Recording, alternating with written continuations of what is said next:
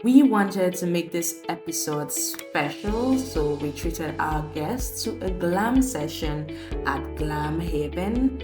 Meet Janice, a friend of mine for over 10 years. She's a lawyer, author, and life coach dedicated to empowering young people.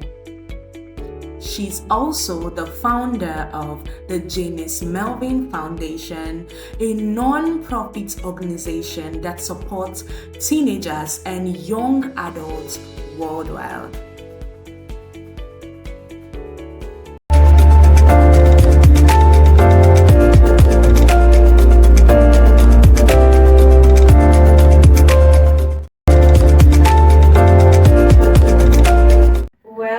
Thank you for the question. So the journey so far, all right, let me see. So when I graduated from school, went to law school, and then after law school it was NYSC. I served in Anambra, Oka State. Oh, nice. Shout out to all the Anambra people. Shout out. So I should point this out though. I wasn't really keen on doing litigation as a lawyer. Okay. So in Nigeria, once you say you're a lawyer, everybody just thinks towards, oh, you're doing litigation, you're practicing as a practicing lawyer and all that, but that's not the only aspect of law. Anyway, I wasn't so keen on doing litigation, so I said I was going to use my NYSC period to explore what litigation is like, get myself attached to a chamber and see how it goes. But unfortunately, that was the COVID-19 year. So a lot of things were locked down, including the courts. I did not really explore. And I didn't want to go back to my father's house. So I was in a fix because my dad already made it clear, I've done my best for you. So after law school, I know I was on my own. So getting a job as a lawyer, I didn't know if I want to go back to Bayelsa State and practice, or should I stay in Oka? It was a lot to think about. So I should say, I think I got depressed at some point. I was crying, I was praying, like, God, I need a miracle. I don't want to direction. Go back. Yes, there was no direction at all. There was no direction. So God so kind. A friend of mine called me one morning. I think that was like a couple of weeks before we did our POP. I passed out in October. Yes, 2020. Yes, October 2020. So a couple of weeks before my POP date, a friend of mine called and said, "Oh, there's an opening for a female lawyer in Lagos. Would you want to apply?" And this and that. I was skeptical. I was scared because I didn't think my dad would let me go. My dad is this kind of overprotective person. Never really let us out. So that would be like me relocating totally to Lagos State, to a place that you've never been to before. So I was really scared. I said, okay, I would just ask. I didn't want to take the job, but he did it. Why wouldn't you? I mean, it's an opportunity, and then the pay was good for someone who's just starting her legal career. So okay, fine, I would take it. So I took the job. I did an interview. It was an online interview. Oh, great. Yeah. So in like 1 week, everything was done. I got the job. And that was before your POP. That was before my POP. Wow. And I was really scared. I was really scared because I was expecting that he would ask me some law questions. He was asking me math questions. I'm terrible with math. Oh my God, you should see me failing. And I was like, okay, I've lost this. There's no way. But anyhow, I got the job, right? Nice. And I was so happy. Now it was time to tell my father. Oh, you had not told your dad? I didn't. I went to have the interview. So after the interview, and they called me and told me I got the job. So okay, it's time to tell him now. So I did. I just with a And you were still in Oka? I was still in Oka, but I did the interview when I was in Bayelsa. I think that period I went back home to do something. Now I was always going home during the service year. So that particular time, I did an interview when I was at home, but no one knew except my younger sister.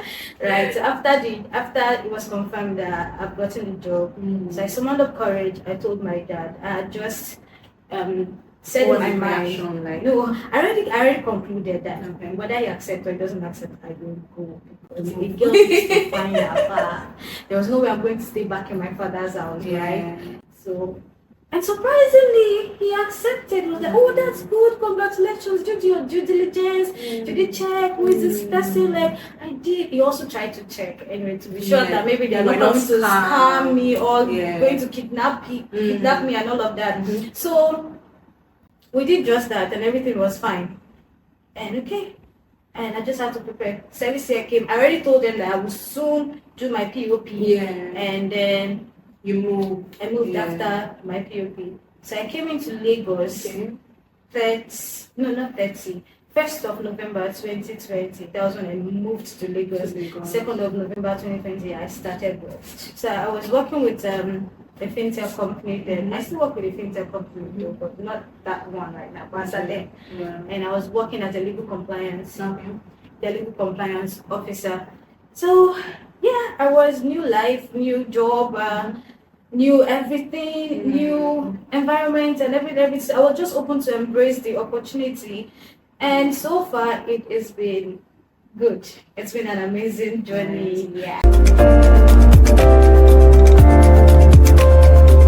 So when I did the interview, I told my boss I didn't have a place to stay. I've never been to Lagos before, so I told him. He said that's not a problem, that he had prepared a place for me. So when I came to Lagos, in fact, before I came to Lagos, I just didn't know where I was going to stay at first. Even though they had told me that, they had prepared a place for me and all that. But at least I needed somewhere to stay before going. Oh, okay, so the job provided you with an accommodation. Yes, they did. And you don't know how advantageous that is to your life as a Lagosian. Someone that just starting a career the first time. No, they did really well.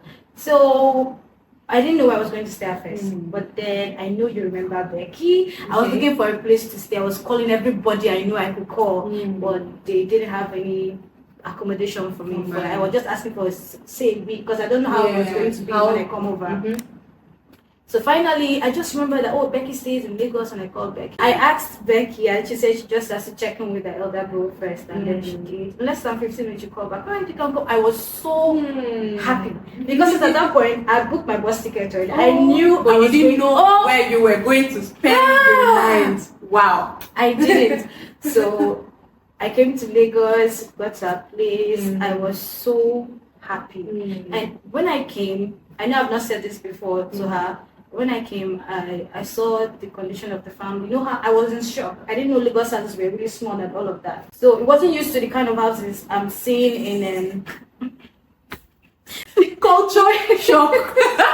This in Bayelsa and Oka, they are spacious, right? Very big. Because it was a one-bedroom flat. I was like, oh my god, this house is so tiny. And then the wife was pregnant as at that time, and they had a toddler. I think she was like a year. Is that what they call it? They call toddlers when they're a year plus or something. Okay, I don't know about that. But then, I think she was like a year plus or two. And then she herself was there, one-bedroom flat, and my heart melted. I was moved to tears. Like, this house is so small, and yet these people opened up their house to me. Like, just come and stay with us for the 1 week you said we were going to. I was really touched. I think you even know her family members on a personal level. I didn't even know her family members on a personal level. It was just Becky I knew. And they opened up. Yes, so I was really touched. I mean, we're living in a wicked world and people are really skeptical about opening their houses to people. Even if there are people you even know prior to that time, but I mean, the world is wicked. I've been in that position when I first, don't worry, I'll give my own, when I first transitioned and relocated to Lagos story. But just a brief intro. When I first planned on moving to Lagos, the first person I told, or the person who stretched their hands of accommodation to me, saying I could spend a few months with them before I get my own place. Somehow, this person is really close to me, but at the end of the day, when I moved to Lagos, it was someone I barely knew. I had met this person surprisingly online. Wow.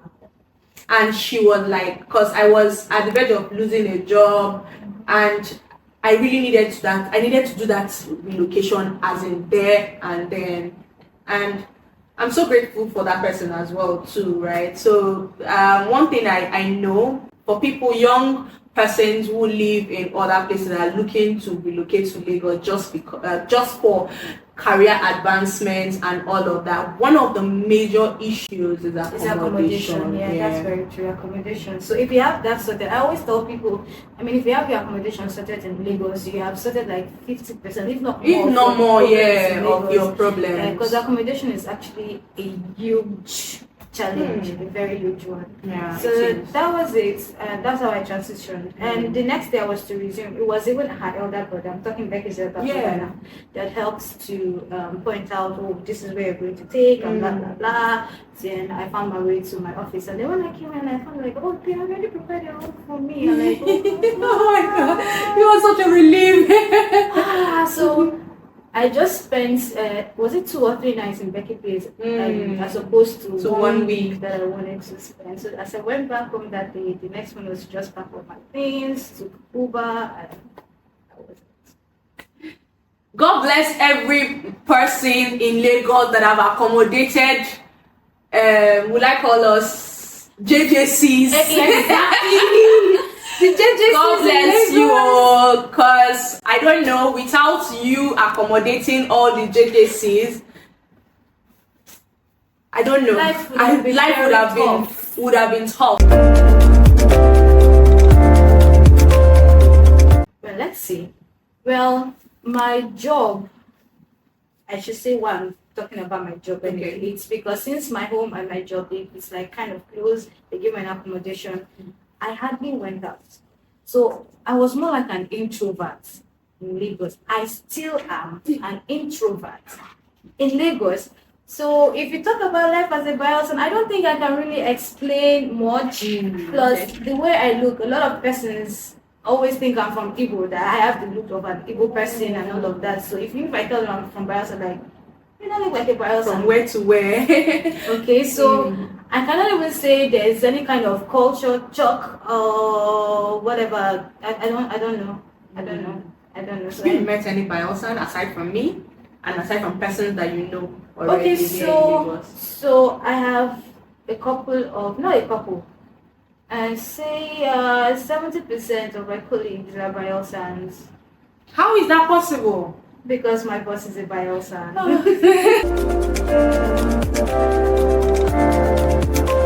First of all, my career path and my passion, they're 2 different things. Okay. I think I mentioned earlier that I'm a legal compliance officer, so that's like the career path on its own. My passion, okay. Well, I have a foundation that I have not fully launched, but it was registered earlier this month. I think I got my certificate April or May, something like that. So that foundation is called the Janice Melvin Foundation. Okay. Yeah, and then we're focused on teenagers and young people.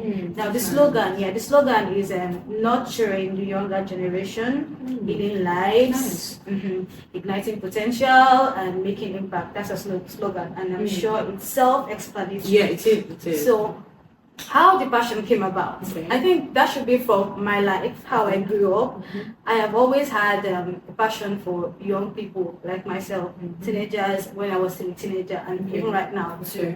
And that was because of my upbringing at home. It wasn't a pleasant one. Let's say I just come from a dysfunctional family, and then it had a lot to do with me mentally. It affected me so much, and I'm just glad that at a very early age, I understood what was going on with me.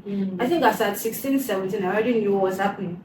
And I just saw that, okay, this was the after effects of this thing that's going on in my home. Okay. Right? So I just knew, okay, this is the root. Okay. So if this is happening like this, that means it will affect other aspects of your life. I just knew, right?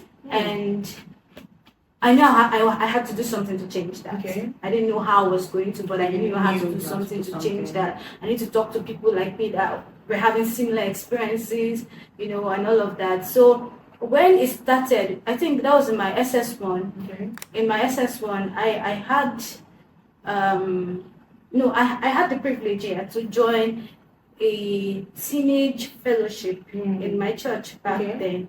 So as at that time, I didn't really understand the whole teenage blah blah blah, that this is what they should do. But I knew something was going on with me, and I needed someone to really help understand it. I just needed someone to really tell me that you can understand my experiences and tell me they're valid, and not tell me that I'm stupid for feeling this way or doing some certain things, right? So in that fellowship, we had two coaches. They, God bless them, they helped me.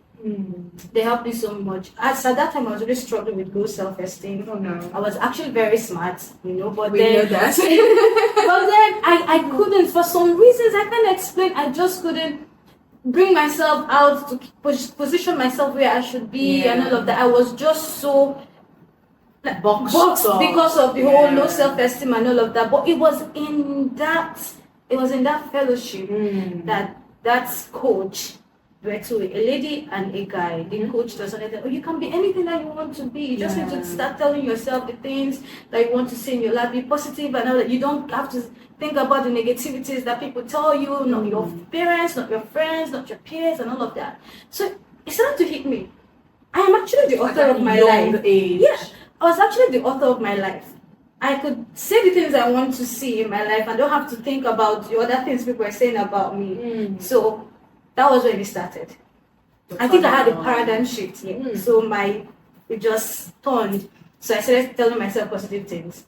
This, that you're great, you're this, doesn't matter what's happening right now. And it reflected in my academic and all of that. And I grew with that. And so when I got into the university, I'd already overcome that challenge. So when I'm seeing other people like, I don't do this thing fast. So I could relate to this is why you are feeling like this, and but I have, by God's grace, crossed that bridge earlier on, so it wasn't so much of an effect for me. Now, growing up in the university stage and all of that, I was still seeing it playing out in so many people's lives, right? And oh no, this can't continue. This can't continue. Something has to be done about it. So when you talk about it being in a lot of person's lives, so one thing I've come to realize as Nigerians in Nigeria, raised by Nigerian parents, I do not want to give a percentage, but majority of Nigerians within the millennial age group all had parents that contributed to the low self-esteem that we are currently experiencing, and it dealt with a lot of us. Some of us couldn't even do the things the way we wanted to do them because of our parents, right? Then I don't think they understood the impact of their actions on our mental health, because in Africa and in Nigeria we do not take mental health seriously. And sometimes when I start to reflect on those things, it's as though it's good for them, they were protecting us, but somehow it affected us. So a lot of persons that I get to meet are either going through one mental situation from home due to probably how their parents treated them from home or whoever they were living with, and it affected the way they started relating with people when they came to the outside world, the university, work, and all of the world is damaged. Nigerians are damaged, and that damage started from the home. So I keep telling people this, we are a product of our homes. So let's say the family, the old tree, the old global tree, I don't know what to call it now. So this family is the smallest unit of the society. Now, a child grows up, you give birth to a child in the family, mother, father, the child. 1 year, 2 years, 3 years, 4 years, you're bringing up that child in your home. So by the time the child grows up to become an adult that's supposed to go out in the society, what is going to take out is what you've been giving to him. So it always starts from the roots. And if you really want to heal the people, the youths, the young people, the teenagers that are going through all this dysfunctionality, you need to go back to the family. So that was how I wrote my first book. How to Raise Teenagers. That was the very first book I wrote, because I already saw that this is, if you don't take this thing from the roots, if you don't solve the problem from the roots. What's the name of the book again? How to Raise Teenagers. Okay, where can we get it?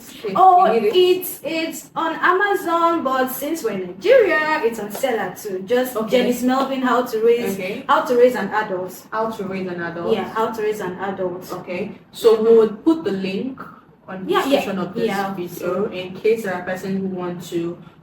I believe your story is also in this book. Not so much, but I just how you overcame. There are other books. There are other books that carries my story that I still in the works. I actually have 2 books out.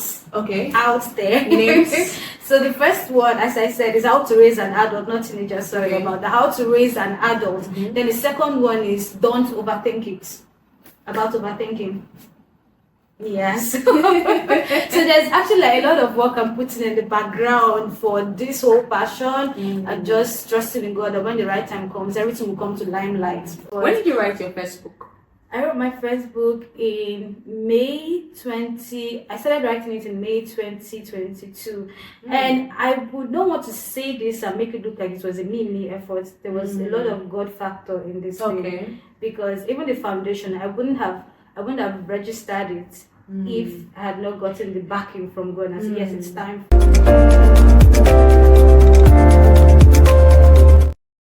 Like everyone else, I grew up in a Christian home, the average Christian home. Yeah. Go to church, come back. Sometimes a little more in devotion, sometimes with God, but you're a Christian and all of that. I didn't know God for myself. I didn't know God for myself, but I only know that when I was much younger, it's a silly memory, but when I was much younger, I was fond of misplacing things. I can't remember, like the amnesia. I can't. I'll keep something there. The next 2 minutes, I've forgotten. I can't remember where I kept it, and then I'll pray. I'll tell God within me, God, if you do not give me this thing, I will not serve you again. As a child, I was like up to 10. I'm talking 6'5". Yeah. So in circles, I've seen it. Every time it happened, that was my prayer. I will not serve you. It's very funny. So I think that was like my earliest realization that I needed to be close with God and all of that. But then growing up with everything happening around me, plus the whole teenage exuberance I wanted to explore. Yeah, I strayed far from the path. I did stray far from the path. And when I was in school, in university, I should state that, my parents, they changed us from the church we used to attend, and then we went to an Orthodox church that's like the Deeper Life. Don't judge me. I know if you see me with nose rings and it doesn't relate, but oh well, that's that. So it was a problem. Now me, I'm used to this. Although I wasn't wearing nose ring, I was used to this makeup, weave-ons, and how do I change? You like stop wearing that? Yeah. So it was a problem. It was a problem that too caused another issue at home and all of that. But now that I've grown to be this mature in Christ, I realized that even that phase served a purpose for me. So it was trying to build me morally. That was where I got my moral ground. Okay. Yeah, so this is how a Christian should live. This and that. And right now I'm seeing a lot of people that you are doing like, people don't used to fear God. So that part did all of that for me. So even if from the inside of my heart I knew that I was not aligned with God, the whole morally upright and all those blah blah blah things, that was okay.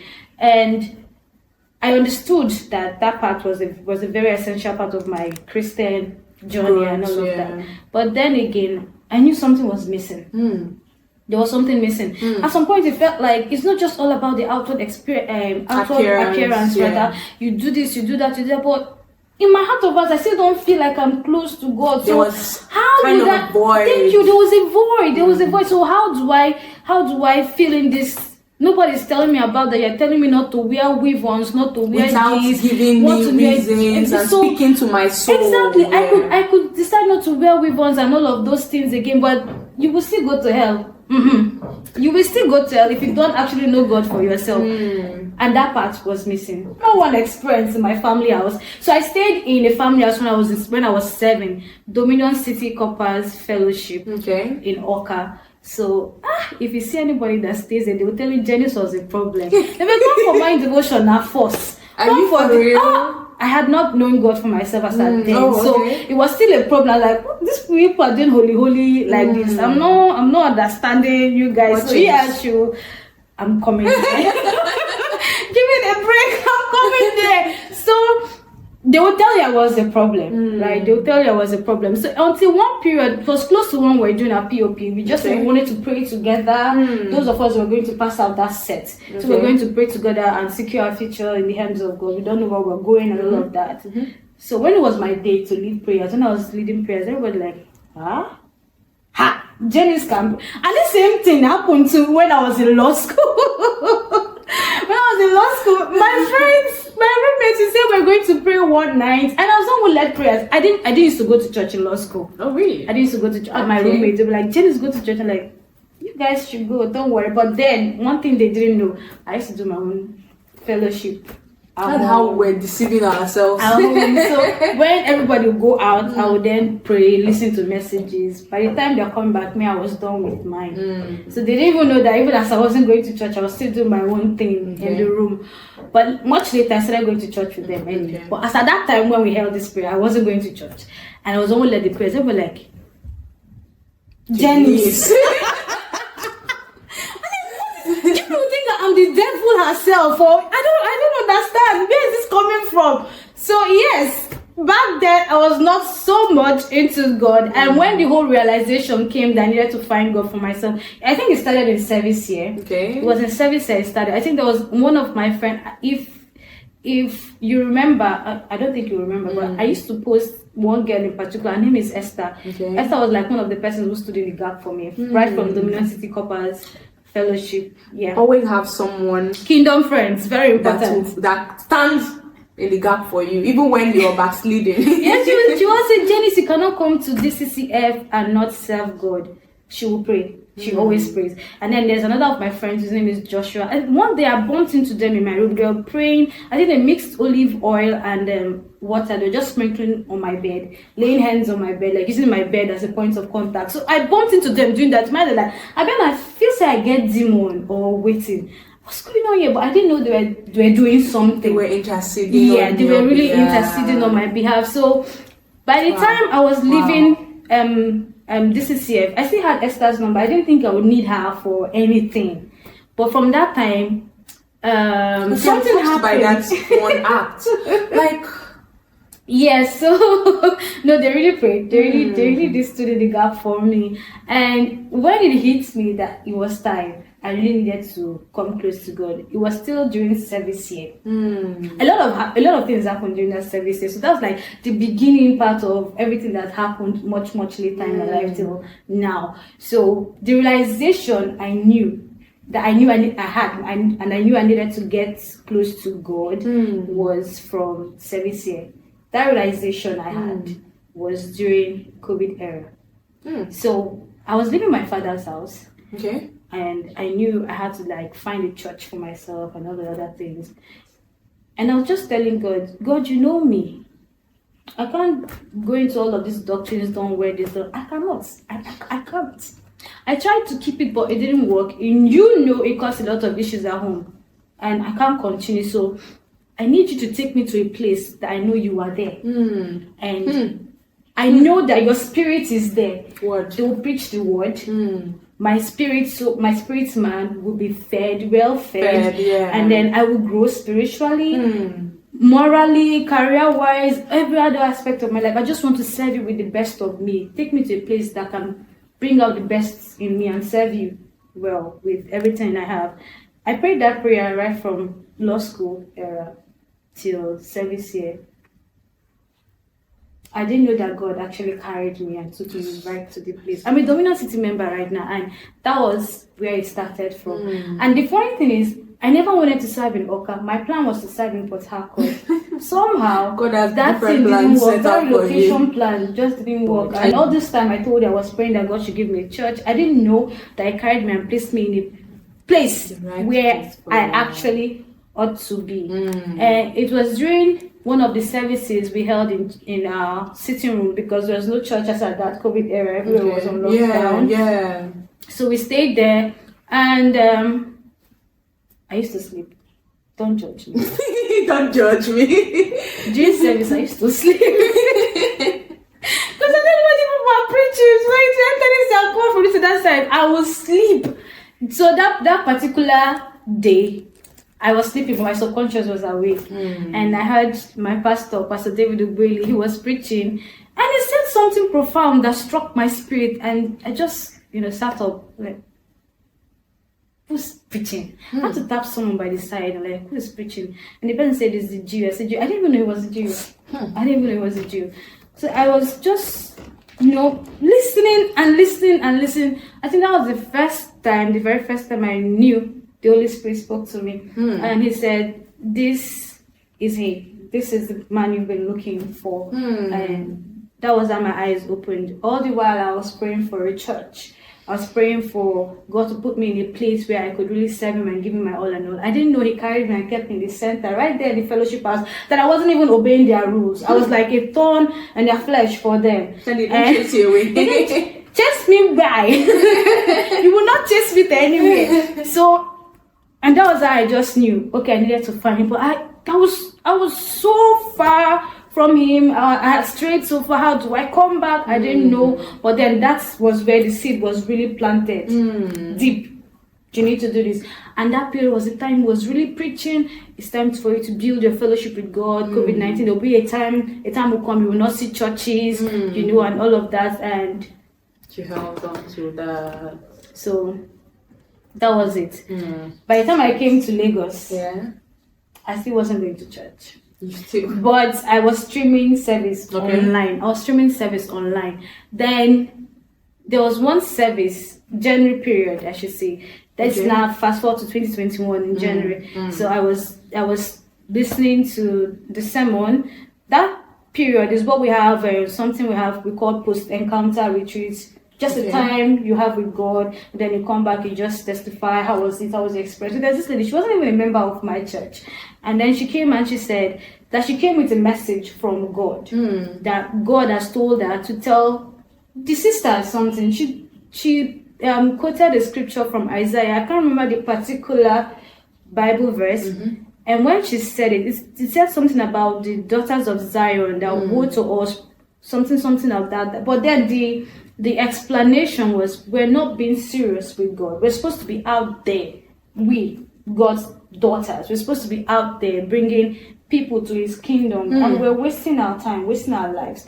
It felt like this woman was talking to me. And there and then, I started crying. I was like, God, I know I said I promised I was going to come close, but I didn't know how. I don't know how. Help me. I don't know how.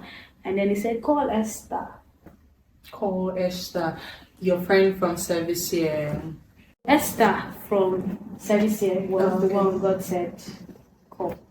So I called her and I told her, Esther, I'm ready now to be intentional. I want to be intentional with my Christian journey. Esther was elated. I don't think I've seen her so excited before about something. She's like, this is what I've been praying for. Janice, I'm so happy. Blah, blah, blah, blah, blah, blah, blah. Like, I don't know what to do. Can't imagine. I don't know where to start from. Esther prayed with me in the morning and evening for like 2 weeks to help me build like my personal devotion. I had someone like that too. That was in 2018. I was running my master's program around that time then, and I just needed God. I was going through a particular phase. I had a friend that was praying with me every night. Like, we spent hours praying, reading the word every night till I was able to come out of that situation. One thing I am always grateful for every phase, God always plants someone. That's very true. I can always come together. He plants people in our lives. He does. We worship together, we pray together, and I think every Christian needs that one person. Covenant partners. Exactly, right? It's more like an accountability partner. So yeah, and God has a way of always putting that one person. Yeah, like I have in also every been phase that of person to life, someone yes. else too, right? So yeah, as much as we are looking for people that would, We should know that we are should also supposed to be that exactly. person for other people. Yeah. So that was how it started. I was still streaming service that period from the house, and then one Sunday morning, Esther just called me and said, "Janice, God said I should tell you to go to church. He's waiting for you." And you had been in Lagos for a few months and you had never gone to church. I was just streaming online. So she said, "Go to church. Don't stay at home for any reason today." I was like, I don't understand. I don't even have any church for where to wear. So I picked up my phone. I said, okay. I just picked up my phone and I googled the closest Dominion city to my house, and then I found one. I went there. When I went to church, and the atmosphere, everything, it was different. I understood why she said I needed to go. God wanted me there, and He was waiting for me. So the whole preaching, everything, in fact, more than half of the service, I was in tears, right? And I just knew why I had to come there, and then my Christian journey began fully. I started going to church, that branch. You have never gone back? No. Since that day, No. Esther called you on the phone and said, "Janice, go to church." It had been back to back going to church. Do you regret that decision? No, I don't. So I had not spoken in tongues before. Okay, till now. No, I blast. I want to know where I will start from. As at that time, and I was indifferent about speaking in tongues. Okay. Like, if it comes, fine. If it comes, it doesn't make you a bad Christian. Yes, it does, right? Yeah. So I was indifferent. But that day, when they called for people who have not been baptized in the Holy Ghost to come out, and I stepped out, the reason I was just telling God, I said, "God, I don't know what I'm doing. All this journey that I have started from finding you, wanting to get close to you, and all of that, I don't even know if I'm doing the right thing or the wrong thing, but I just need you to fix me. I don't want to go back home the same way I came." Because I told you that year was a very depressing year for me. I don't want to go back home the same way I came. I needed something to change, and let me just know that He's real. I just needed to know, just give me a sign, right? So we were praying. That was just the words I was repeating there and then, and they started singing this "Don't You Know Your Con" song, "Channels of My Spirit Open Up," and I was just repeating the song, let deep call on to deep. That was how we started. I don't know how I saw myself on the floor. I knelt down. I was just speaking in tongues. I was crying. At some point, I closed my mouth, like, it can't be me doing all of this. By the time I opened my mouth again, it was still tongues. That was it. Yes, and that was it. And then we came back to our seats. I was still speaking in tongues. To the point we went to put offering and came back, I was still speaking in tongues. It was after I sat down and I got myself after the entire a couple of minutes, and like, what was that? That has been one of the most surreal things I've experienced. And funny thing, I still didn't speak in tongues till sometime May last year. Specifically, so like after the first. I don't know how God did it. It was like, just like allowed me to go through this. just wanted you to show you that I am real, and I was there with you the whole process. Exactly. I know exactly what is going on with you.